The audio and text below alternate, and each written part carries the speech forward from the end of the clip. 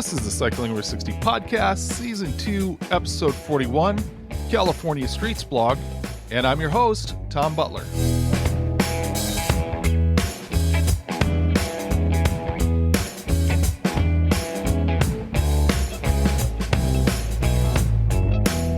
Thank you for joining me for this episode.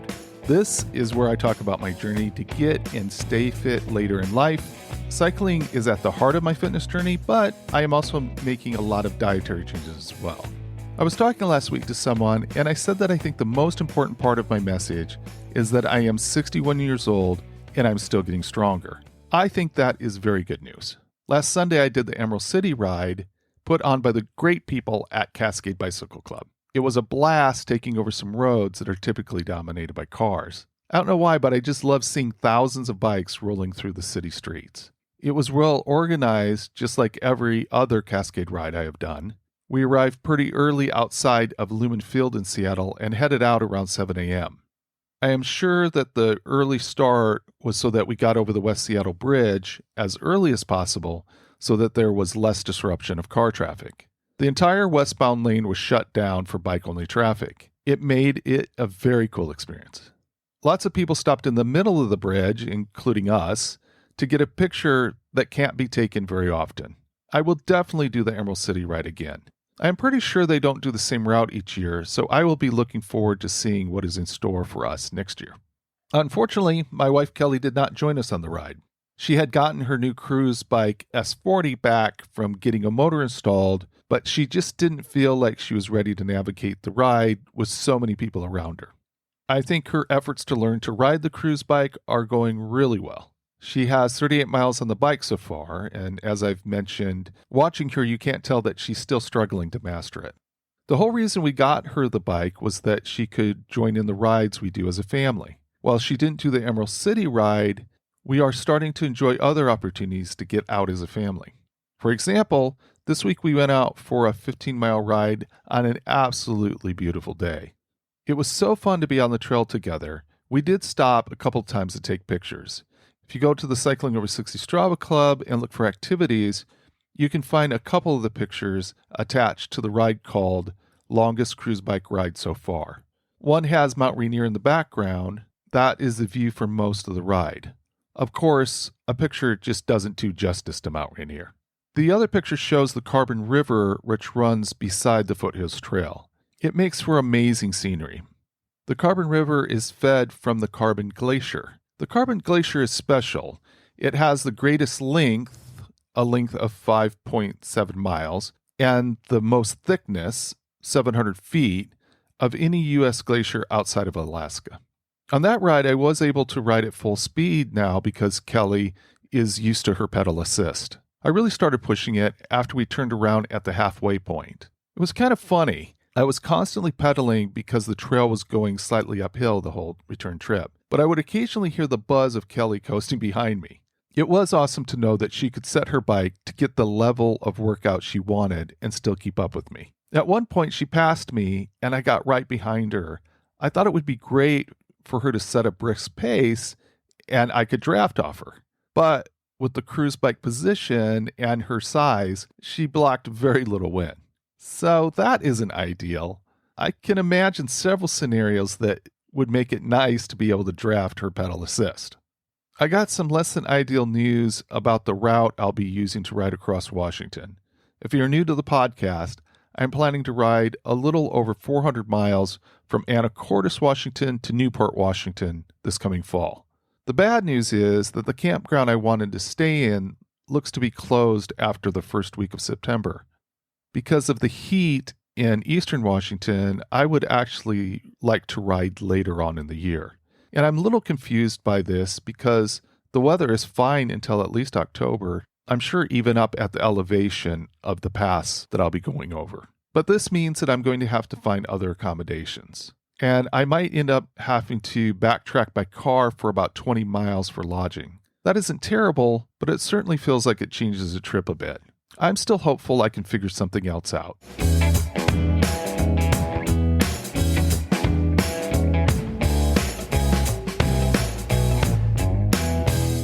There have been a number of times that I've had articles from a news site called StreetsBlog show up in my newsfeed.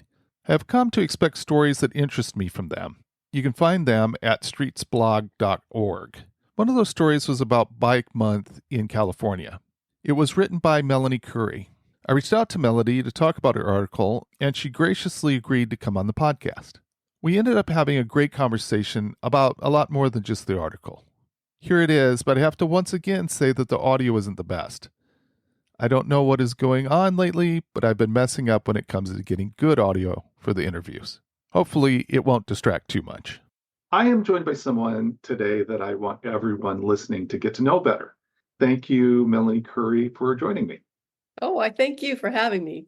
Melanie is an editor with StreetsBlog USA at streetsblog.org and a cyclist. Melanie, I see you as a voice for both fun and serious perspectives on cycling transportation. And I know we're going to experience that in this conversation today. So, It's always fun. good. Can you talk about your earliest memories of biking? Sure. I was probably 5 or 6, the fifth in a family of a lot of siblings, and I got the hand-me-down bike, which we had all learned on, which we called the hunk-a-junk, affectionately. It was a squeaky old bike with really fat tires that was much bigger than me. And I learned to ride on it. I remember vividly riding on the sidewalks with my family. And then I graduated to pushing whatever bike was available for my size up a hill and screamingly fast down. That was our fun when I was a kid. But my mom also made us ride our bikes to school throughout, including throughout high school. So I spent a lot of time on my bike. Okay. I'm thinking that continued that biking. I read someplace that you were commuting to school.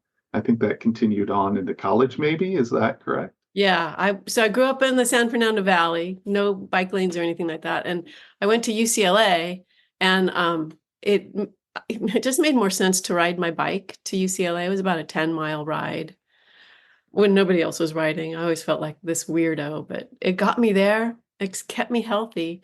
And then while I was in college, actually, I took a trip with some fellow students that I wouldn't call them friends. I never really got close to them, but we had this great bike trip from San Francisco down to the LA area along the coast. And Wow. that was super hard. I mean, I didn't have any fancy equipment, but one of the things that happened was it convinced me of how the bike is a machine and the human body are just a perfect combination. It was just efficient. It was fun. It was hard. I was in really good shape when I got home. All of those things. That's awesome. I think that experience of commuting to UCLA was something that made you aware of bike infrastructure issues. Is that right to say? I guess so. Yes, but there was no bike infrastructure. So I guess what I was aware of was first, literally feeling like a weirdo. I mean, I was a very shy person. So what was I, 20? Riding across LA on Sawtelle in traffic in my little, I didn't have bike shorts. They were just little shorts, getting whistled at by people standing on the corner hoping to be picked up for work. And I just had to do it. I loved riding so much that I didn't even really think about the fact that it would be so much better if there was bike infrastructure. However, after moving around a little bit, I didn't stay in LA. I mean, okay, I have to add, I lived in Mexico City for a year and realized how possible it was to get around without needing a car. And then I came back to LA and it was just like, oh, why are we still doing this? So I moved. I ended up moving into Berkeley, partly because that was a city where I could get around without being always in my car. That's where I started really seeing how one could change and advocate for better bike infrastructure. Partly because the advocates in Berkeley, I got to know them, and they were doing all kinds of things that people were derisive about if they weren't on bikes, but I could see that they made a lot of sense. there you were involved with Access Magazine, Hmm. and I'm wondering how your work shaped your view of transportation at that time. Well, that's a good question. I mean, Access Magazine is a magazine that is published, or it was published by the University of California about research that people were doing about transportation. There was not much in it about bikes because the researchers at the UCs were talking about other issues in transportation. They were still fighting about what they called the land use transportation connection and whether planning for land use and planning for transportation ought to be connected, which we all know to be true now, but at that time it wasn't set, people had to argue for that. And that seems kind of obscure, but like it really taught me a lot about how far we have to go in terms of thinking about making, transportation by bike better. But at that job, I had a really great mentor. My boss was Mel Weber, who was 82 years old when he hired me.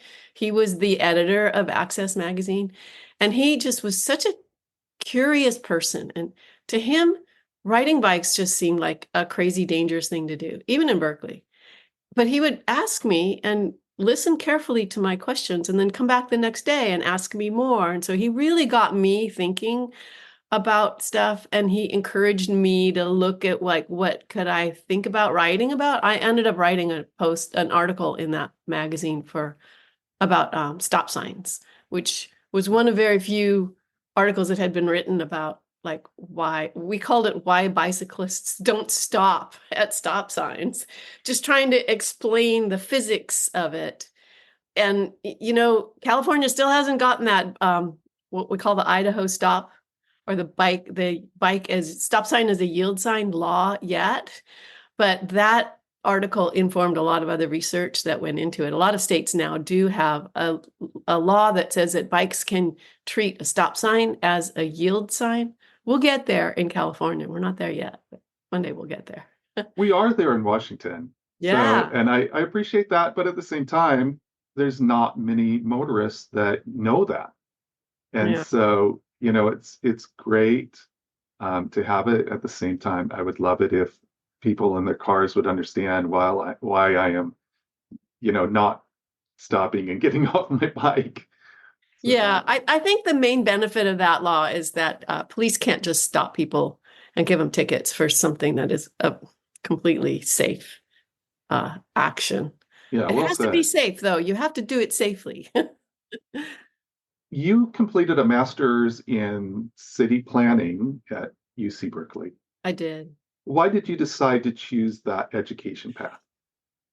Oh, gosh. I mean, there were so many like elements that went into it. It probably would have been something that I would have studied right out of college if I were going to go into grad school.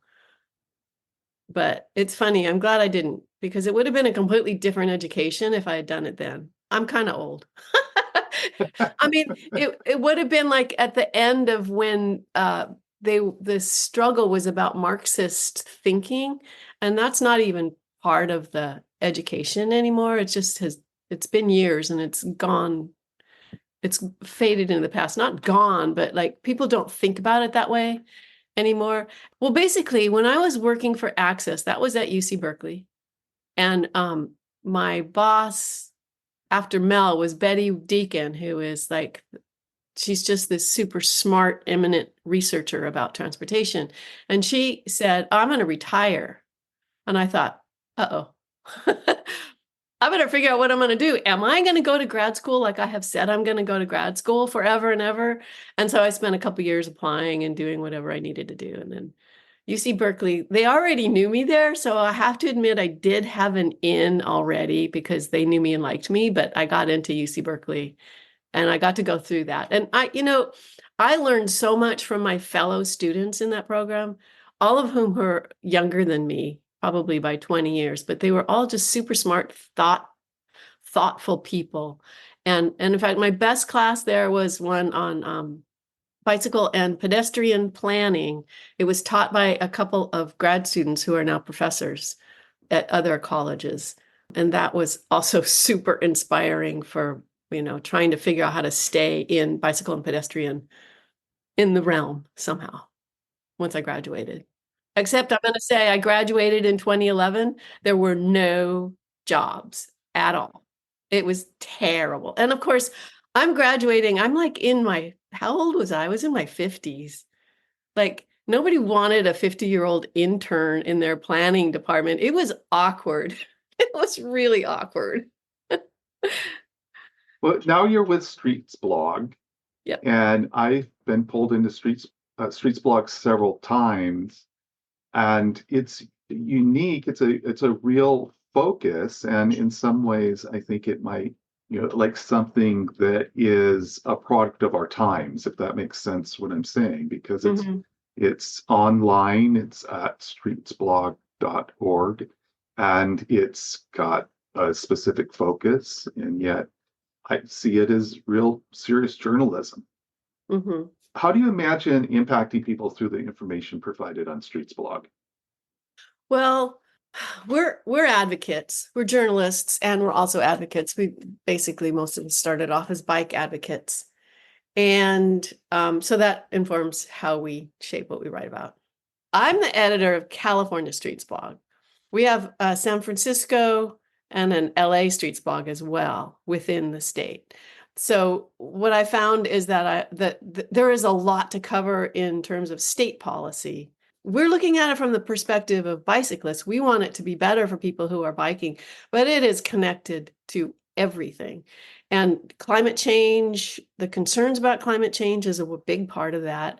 Environmental, mobility, justice, driving, all the problems of driving, the costs of driving, the way that we spend more money on highways, so transportation funding. I mean, the 10 years that I have been covering this stuff for California, there's been so many issues that have come up that are really just super important and all connected. So we're not simply, oh, we need a bike lane here, although we do some of that. But to answer your question about how I see it informing the dialogue that's out there, we're certainly not the only people covering these issues. But I do know that even though we may not get like a lot of attention, like sometimes people are like, what's Streets Blog? What is that? The people who do read StreetsBlog read it all the time. And I hear frequently from researchers, from people in government agencies. They don't react, they don't like comment, but they'll read our posts and they know that for example, they know that they're paying attention to the fact that someone is listening and reporting on their meetings. So we're kind of shining a light on the kinds of things that are being said at, for example, the California Transportation Commission meetings, which seems like a really obscure body, but they make really important decisions about how we spend money in California. And that's like sort of for me, it's like being in grad school every day, like writing a grad school paper every day sometimes. There's just so much to learn.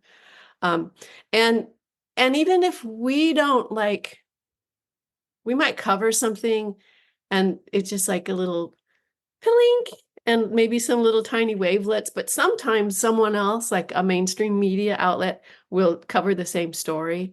And we always consider that as a win because we're informing them as well and getting things started. So like they don't give us credit. They rarely give us credit, but we know that we're pushing a conversation in the direction of good advocacy for good transportation.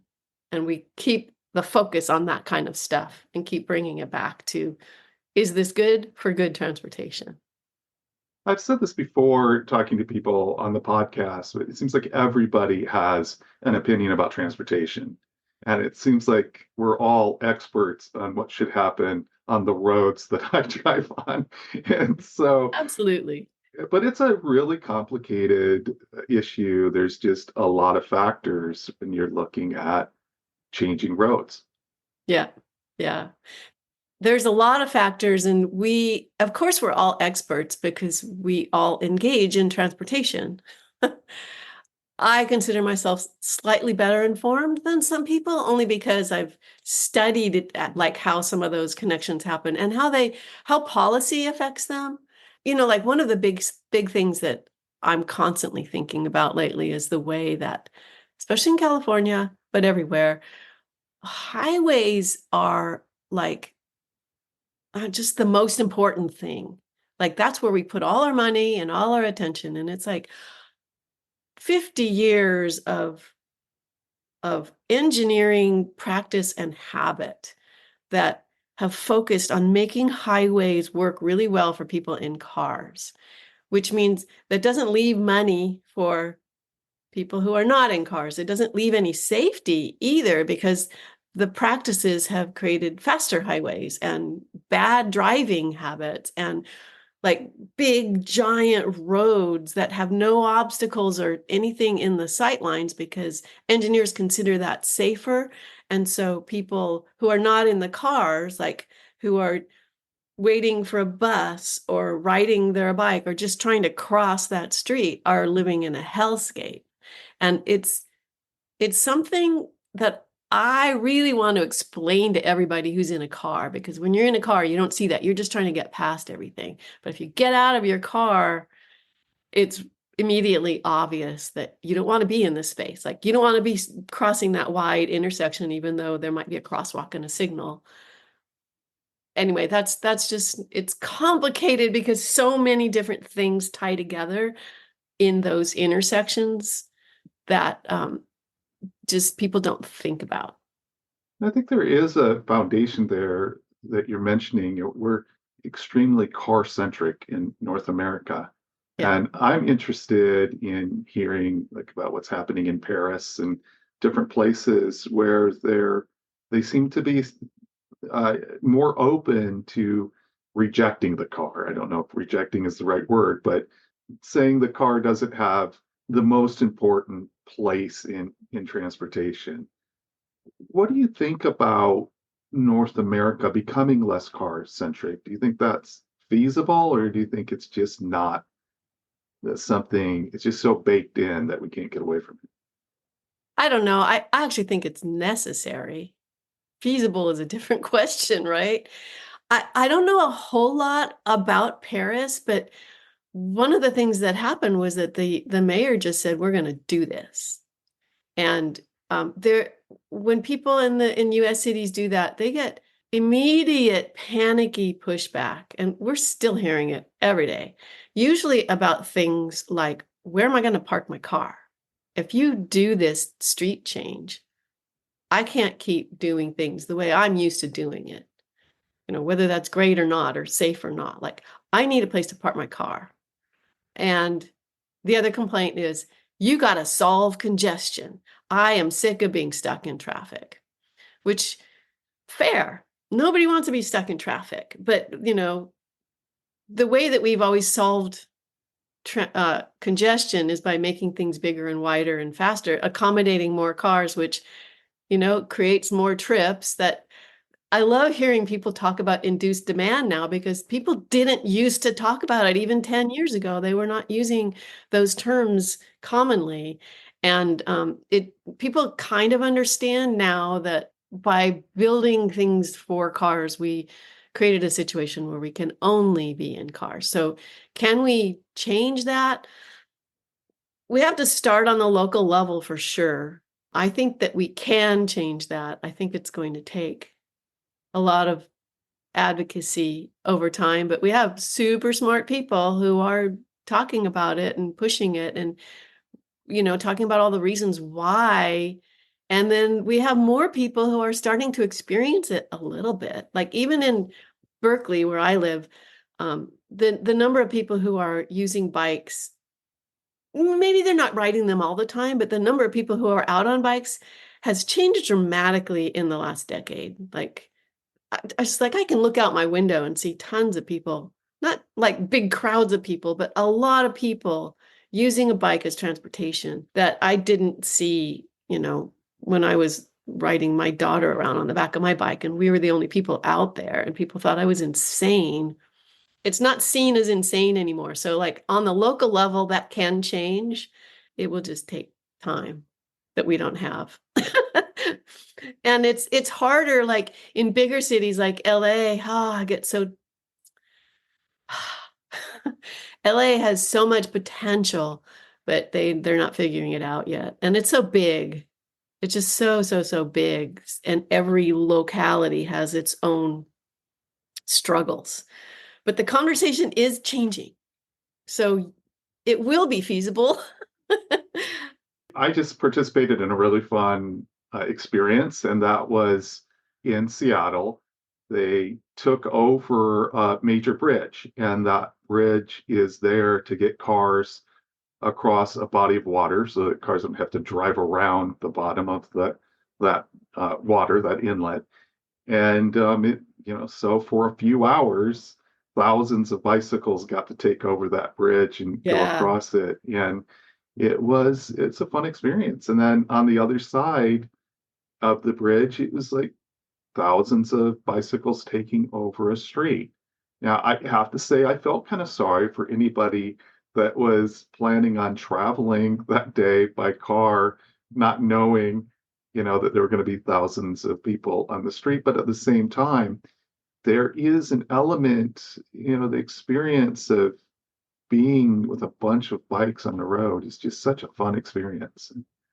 Yeah, the bike events that I've been on always make me just really happy. Okay, critical mass was a little bit, they were in your face, and that got a little bit hard sometimes. I don't know if you ever did critical mass, but there was a lot of angry people on those critical mass rides.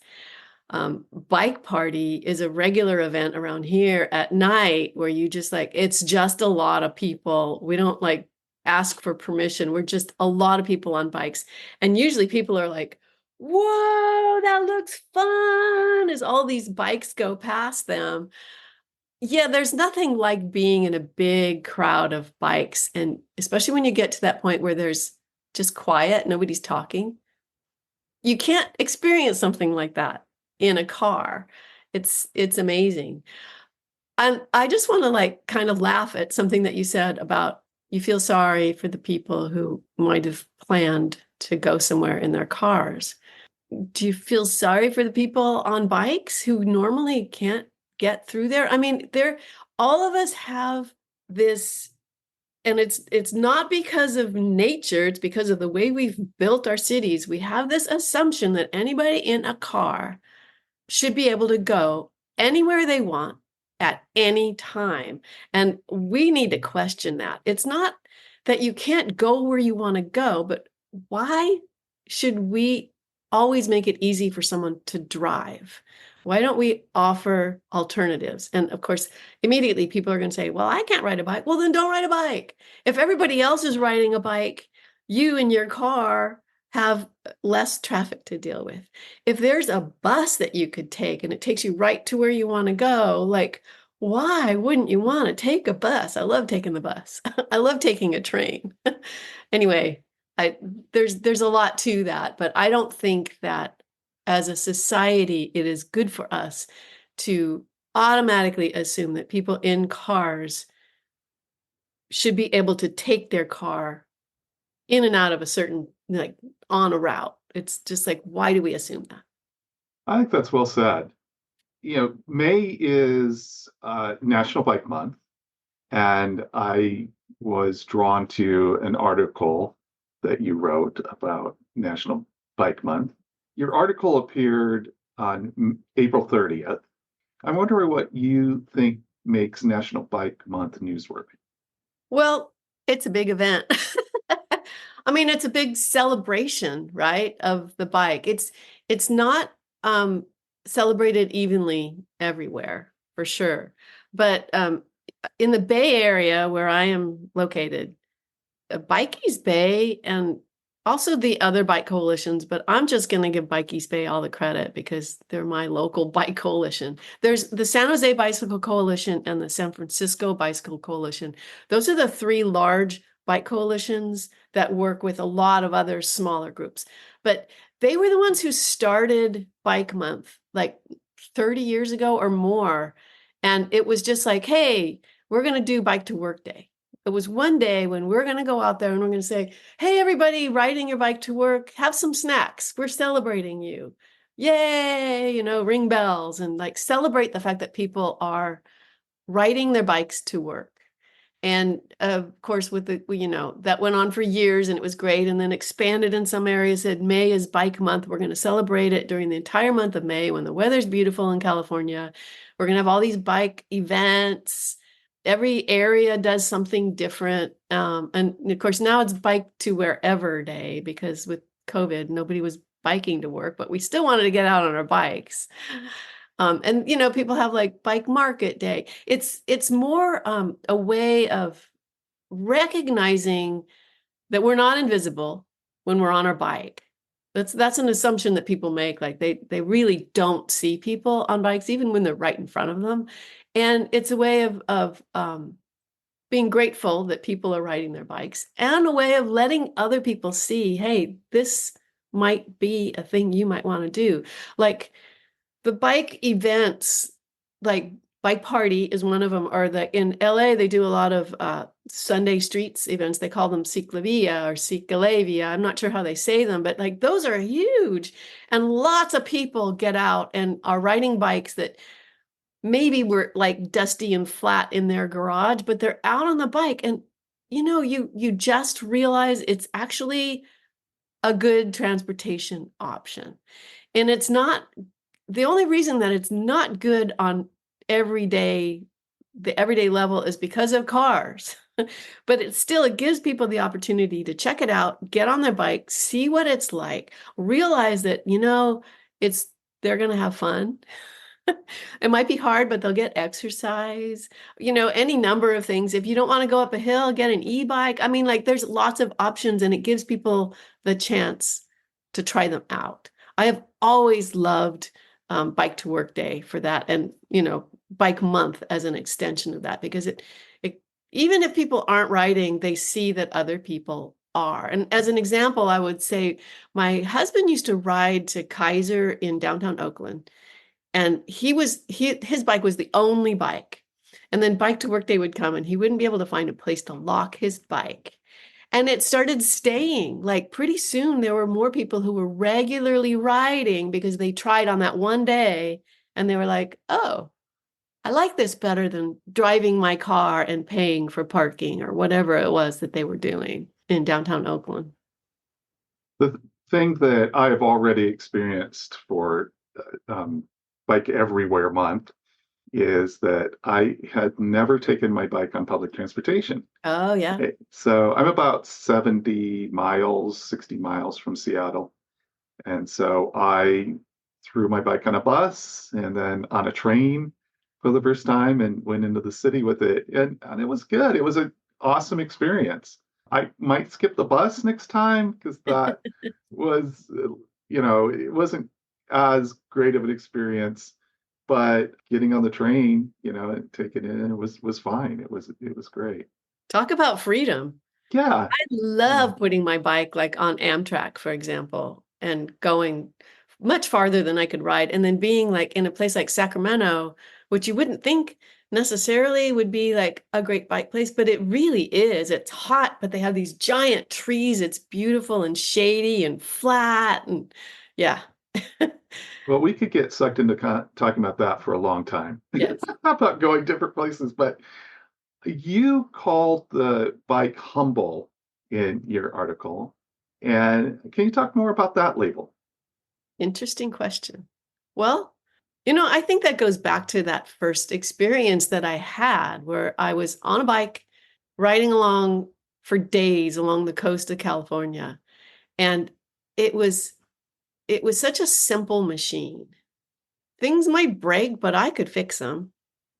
Even if the chain broke, I knew how to do that. I could fix a flat. It's a humble machine because it doesn't take up a lot of space. It doesn't make a lot of noise. It's just there waiting for you. You got to do the work. I don't know. That's good. I didn't think about it. I just used it because I didn't think about that word, but it is a humble machine, a humble workhorse of a machine.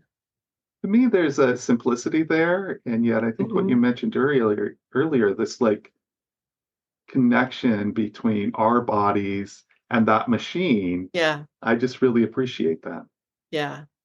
It was an interesting revelation for me. Like I felt like it was an extension. Like I could have walked that whole way. But on a bike, I got to go so much further and faster. And like sometimes you feel like you're flying, but you're just on this machine and you control it.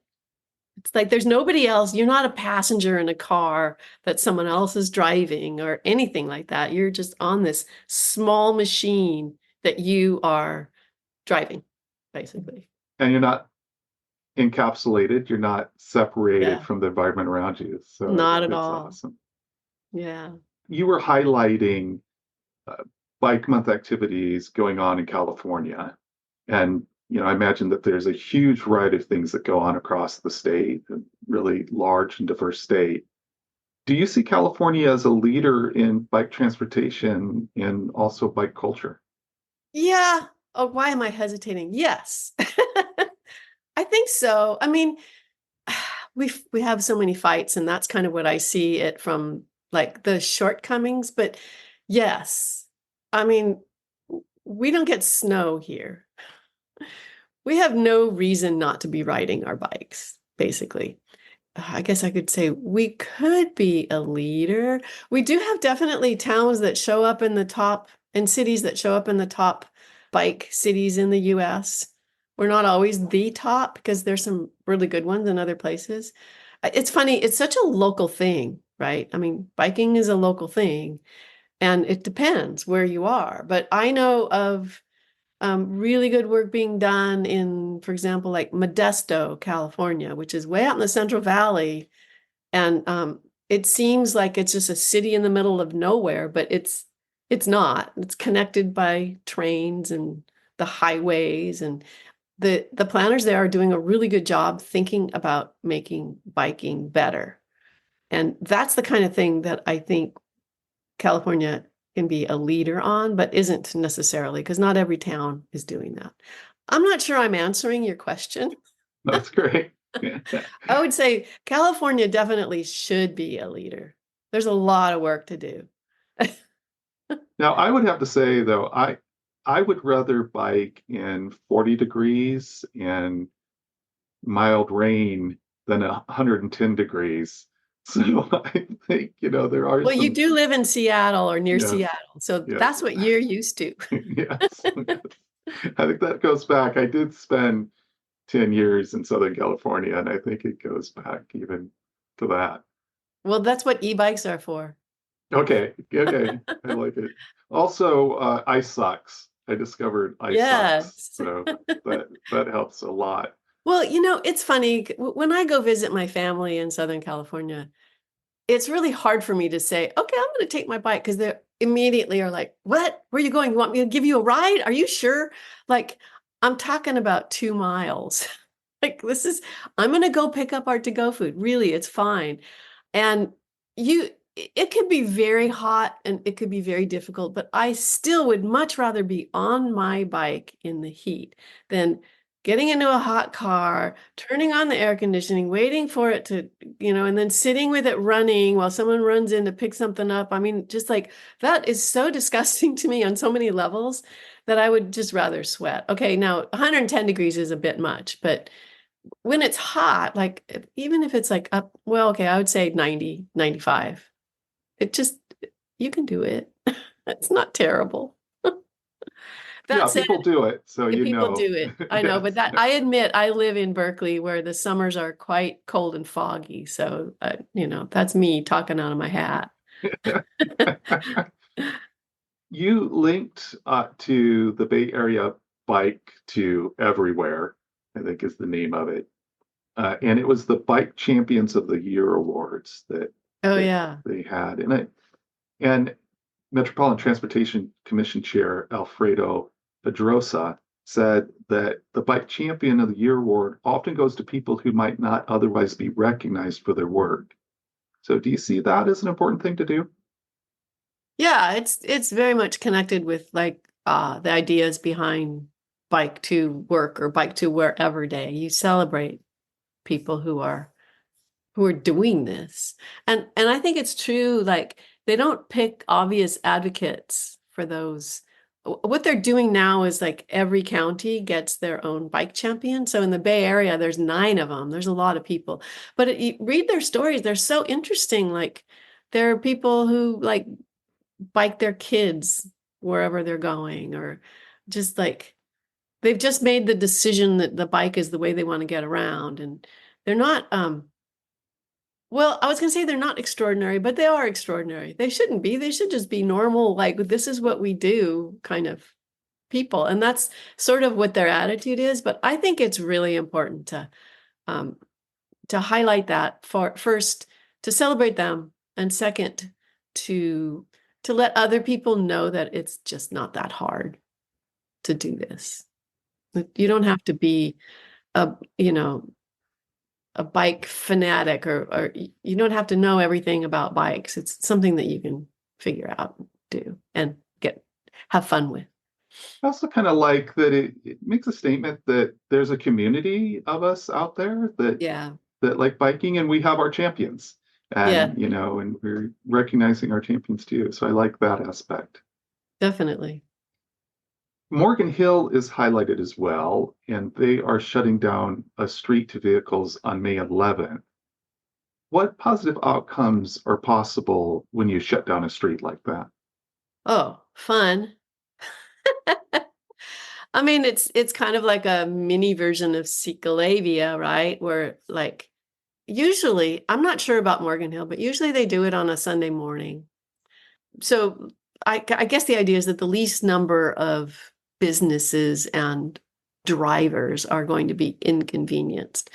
But it can become a giant party with people hanging out and having a great time on the streets without having to deal with traffic. And it's a great experience for anybody who's a little unsure, because you can have this vast area without cars, or you can just go and watch people. Who doesn't like watching people?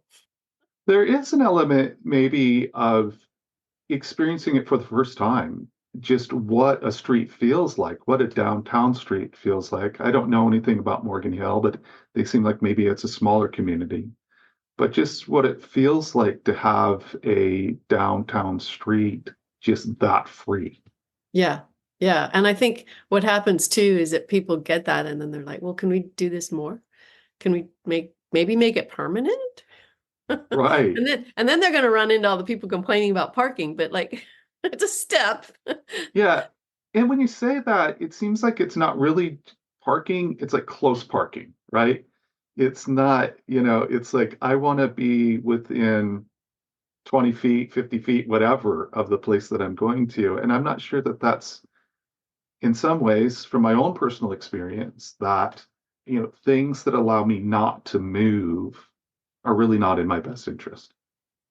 Yeah. Yeah. You didn't see me roll my eyes hard at that. I mean, the parking arguments are so, one of the things that we're sort of seeing in locally when people complain about parking is a lot of times they're small business owners, but what they're really complaining about is their own parking. They don't understand how their customers actually get to their stores. They assume they all drive, but a lot of people don't, especially in like some of the areas in Oakland and San Francisco. People aren't driving to get there. They don't need to park, but the businesses are sure that if they don't have that parking, they will go out of business. But then the other people who are using those spots are like Uber Eats drivers. They use them to drop in and pick up. Like when they were trying to put in bike lanes along Telegraph Avenue, I went and interviewed a couple of business owners, and they were just adamant that they did not want that out there, because they said because of parking and they thought it would be dangerous. And I felt like they were just throwing excuses at me, because while we were standing there, there was a steady flow of Uber Eats drivers double parking. So what they lost wasn't the parking, it was the double parking.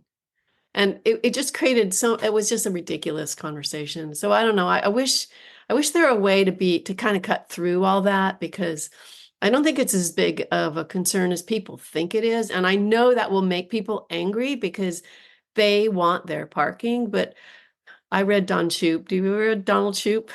His his parking isn't free. It's just not free. And we give out way too much free parking, which makes us expect it wherever we go. And now at this point, there's like 3 or 4 parking spaces in every city for every car, which we don't need. And it's a waste of space. So I don't know. It depends. It's a philosophy of how you look at it. I find I just have a really hard time with that. And, naturally, when I'm driving, I want to park my car. I do drive and I do need to park, but I'm not going to drive to downtown Berkeley, and I'm not going to drive into downtown Oakland unless I know that I have a place like in a lot somewhere that I can pay for, because I can take transit or I can ride my bike. I'm looking at ways to get in there without having to figure out where to leave a car. And other people can do that too. It's not that big of a deal. Yeah. Pasadena welcomes people to experience, quote, a whole month of bike joy. How much of a factor do you think the joy of biking is as far as attracting more people to use the bike to go everywhere? I don't know. For me, I think it's giant, right? Like, especially when you get out on one of those events or one of those bike rides like we're talking about, and you can spend time on the street with other people biking around. It's fun. Who doesn't want that? And that just contributes to everything. You get better exercise, you get more air in your lungs, you're just like healthier because you're smiling. And I'm a big fan of like always pointing out the joyful aspect of it. Like, I see so many people ride past with big smiles on their face. Like, how can you not be having fun?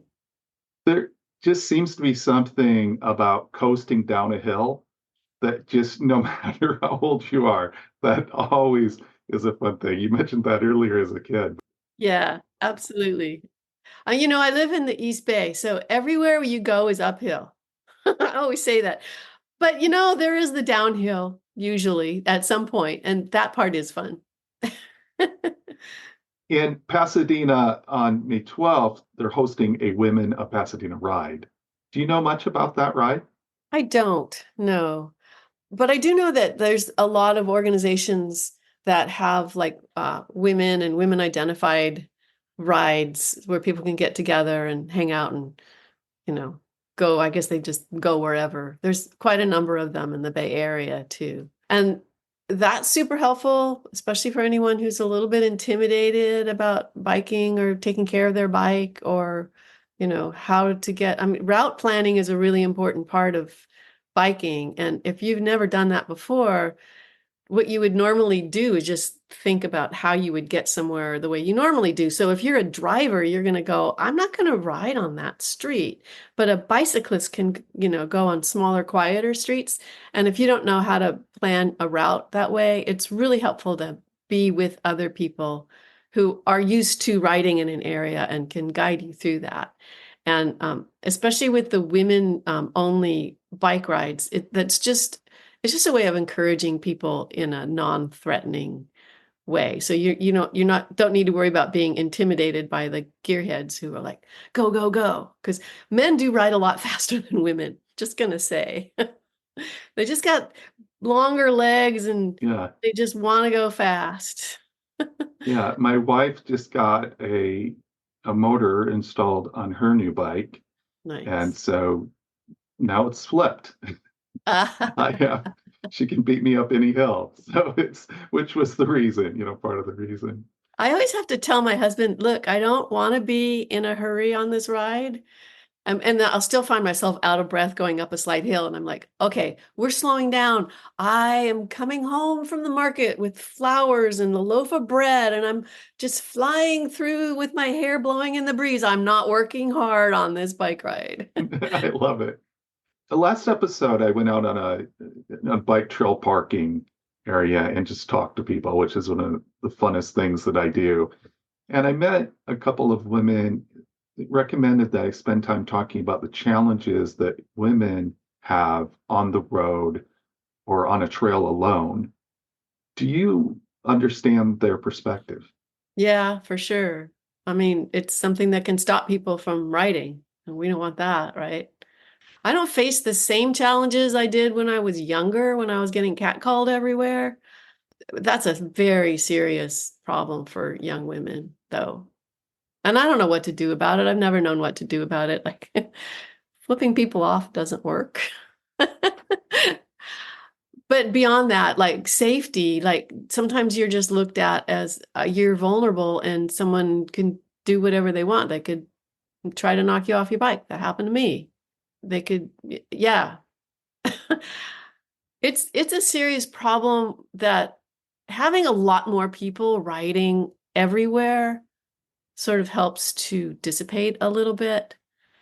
But that's a challenge because if women are too intimidated or scared, either because of traffic or because of the possibility of getting, harassed on their bike, they don't want to do that. That you're exposed on your bike no matter what.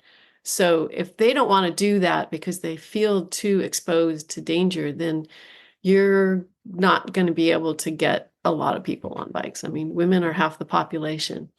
So making it safe enough for old people who've never ridden a bike and kids to ride will encourage more people to ride because moms will ride with their kids when their kids want to ride. And there's just more people out on the streets. And the more, the merrier. More joyful for sure. Yeah. Finally, I want to talk about the image that pulled me into your article, and that is a colorful bike bingo board. And I'm wondering why you went with that image for your article. Because it was colorful. Doesn't it look fun? I It mean, this does. is Sacramento area bicycle advocates, and they came up with this great bike bingo that's just like, you do these different things with your bike. You go to a restaurant, you go to a park, you register your bike at Bike Index. Highly recommended if you haven't done it. You go to, you complete some errand, like I love the idea of doing stuff like this. This is fun. And I think what happens when you complete your bike bingo or you make a bike bingo is you get to go in and get a prize. I didn't actually look at the bingo instructions because I'm not in the Sacramento area. But it was, it was the colors and the cute typeface, the Right. way it was laid out. I just love games like this. I just Yeah. thought it was perfect. Well, I definitely think I need to figure out a cycling over 60 bike bingo event. Yes, do And it. yeah, I'm going to have to do that. So, But you need prizes. Bingo has to have prizes. yeah, it's true. I like, I saw that REI is a collaborator with them in some way. Yeah. And so, yeah, I need to figure out how to get that collaboration going. What do you think is the future of StreetsBlog? Well, I can't really speak for, but I would speak about like the California street blogs. We're we're sort of a loosely associated organization with the other streets blogs, and we are grant funded. And every year it's tight. Every year we're not sure, but every year, thanks to my awesome colleague and boss and the founder of LA Streets Blog, Damian Newton, we somehow make it through with enough money to keep going. So, it's interesting. From my perspective, I'm looking for a way to retire. But I don't ever want to let go of doing this. So I like thinking about it from the perspective of Streets Blog. I see it continuing to have an influence on thinking about bikes. I don't see that interest going away, and the grant funding will probably continue to be like, okay, every year we got enough and a few more readers contribute and we'll kind of continue scraping by. The question that raises for me though is like how to keep it going in terms of personnel, because we don't make a lot of money. And if I retire, then they got to hire someone at a kind of, like that whoever gets hired isn't going to be able to make a whole lot more money than I am. So like it's got to be somebody who's dedicated and willing to do this work for relatively low pay, which makes me laugh because I'm making more money than I did in any of my jobs ever in my life. That's who I am. How did I don't know. The advocates are not going anywhere. People who really believe that we need to change our transportation system are having an effect on the policy discussions. And even though there is backlash and arguments against it, and we're watching institutions take the arguments we're making and twist them constantly so that they say, well, we're doing this. I mean, seriously, agencies always lead their presentations with photographs of people on bikes, always. Even if like they're talking about a funding packet and the smallest amount of it is going towards bikes, there's still going to be a bike way up top. So at least lip servicedly, something is happening. And I don't see that stopping. And I don't see advocates like going, okay, well, we've achieved things, because we haven't. There's just so much work to do. So yeah, we're going to keep plugging away. We'll be here for sure. Is there a mechanism for people individually to support the work that goes on there?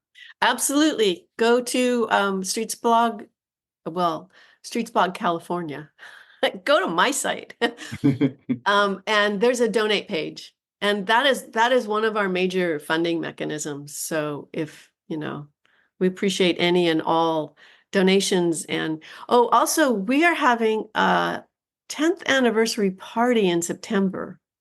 I think it's September 12th.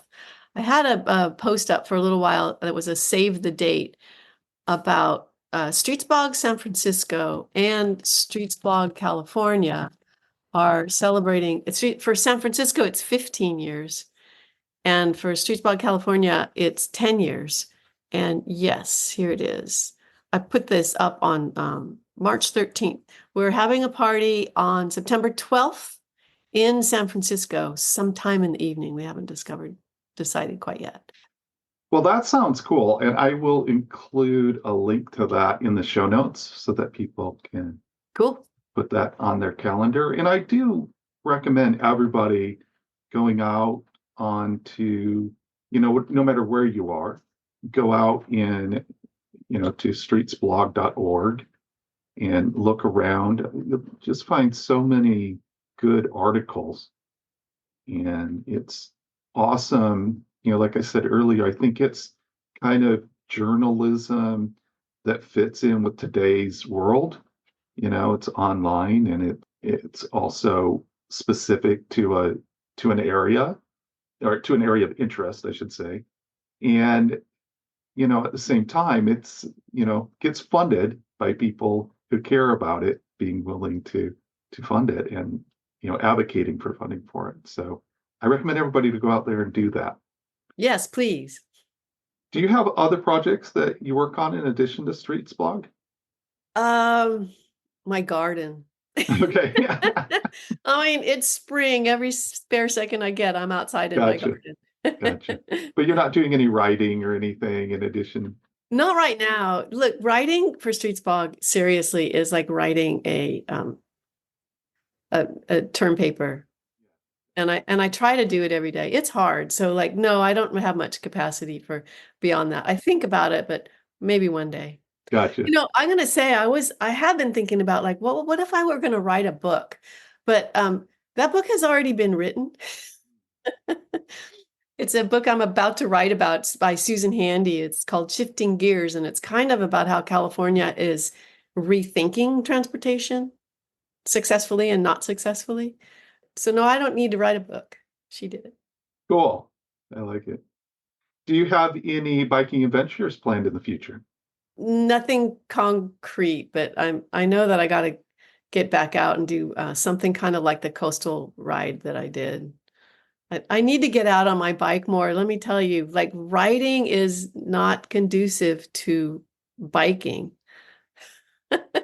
I'm disappointed. I thought I was going to be on my bike all the time in this job, but no, instead I'm writing all the time instead of riding.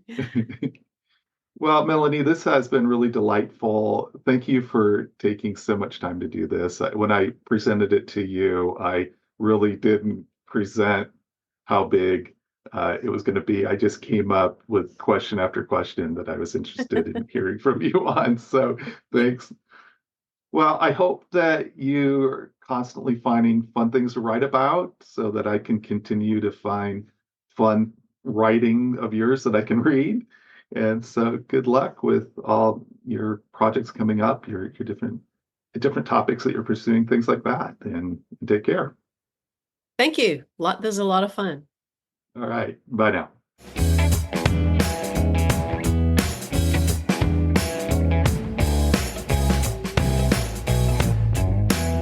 I get so energized anytime I talk to someone like Melanie. She really sees a vision where bikes are a much more utilized form of transportation. And she also lives that reality in her own life.